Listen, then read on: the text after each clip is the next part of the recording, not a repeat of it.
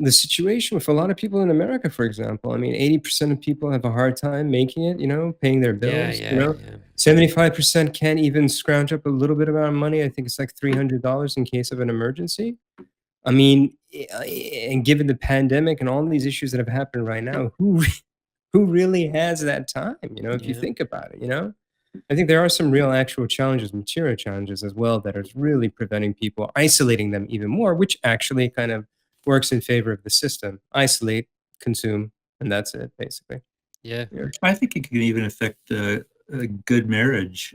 Let's not get into whether marriage is a good institution or not, but we don't have time Oh, for that. no, But that's another episode, right? yeah, but depends on the epoch it exists it's the in. issue of intimacy you were saying. Like, can you really confide something that you're ashamed of to a friend or your wife or a committed partner?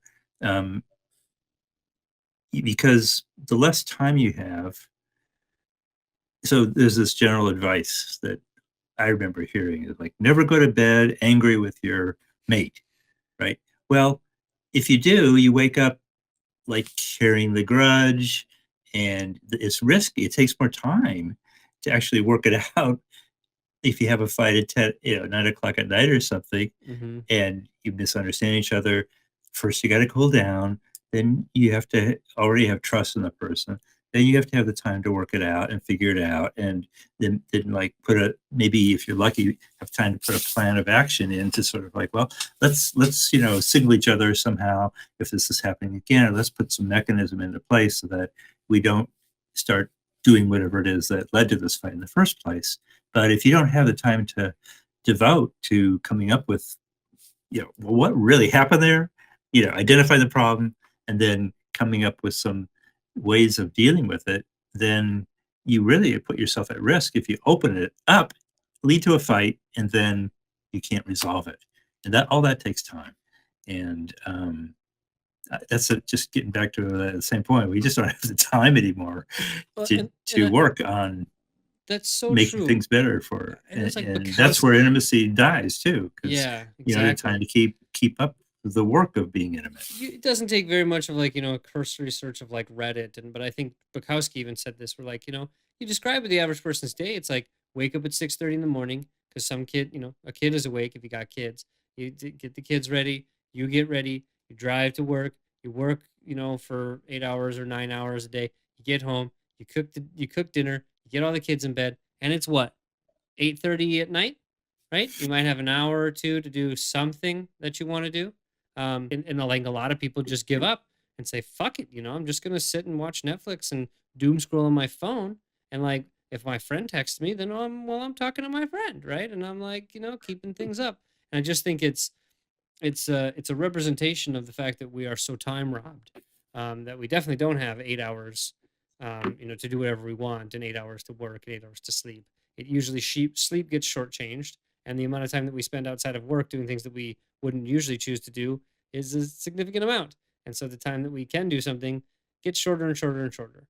And the depth that we can even retain and have in that kind of situation is low, and so our relationships are going to be shallow and stuff like that. And I think one thing you hear often is like cooperative society sounds terrible because it sounds like I'll be in meetings all day long. It's like, dude, meetings are terrible when you don't have any chance to participate and you just have to listen to some douche drone on about some shit you don't care about. Like, yeah, that sucks, and nobody wants. And you to can't disagree anyways because it's your boss. Yeah, it's because it's the fucking king up there going, oh, this is what we're gonna do this next quarter, and like you don't care, or the manager, or whatever, or school or whatever it is. Yeah. So, but if you knew that like this meeting was one that you actually like got to participate in and what mattered and stuff like that, and then you realize that like not only it's this meeting, but it's like every meeting, you become inculcated the opposite way that it is now. Rather than your immediate action to turn off, the immediate action would be to turn on. I'm good at this, talking and facilitating and listening and actively listening to what someone says and like remembering and working together with other people, because that's what's inculcated at my place of business. That's what's inculcated at my school. That's what's inculcated at my church and my whatever, any of the institutions that I'm a part of. And so when it comes to a one-on-one dynamic that asks the same sets of skills, the time, the listening, the active communication, the really being present, all those kind of things, you're primed. You're ready to Right. go. That's Right. what you normally do. And so I just like, to me it's like we're doing, it will be the opposite of now, where you are actively discouraged from participating meaningfully in any relationship, that, as we've talked about, and instead be encouraged to continuously participate in a frank, honest, respectful, useful way that, Outside of a market exchange. Yeah. yes, exactly, non-transactionally, meaningfully. So, you know, people Yeah. would not, people out, instead of being like, instead of thinking like, oh God, that's just like that much more work I'm gonna do, they'd probably be excited and think, wow, I'm really interested to meet someone new today.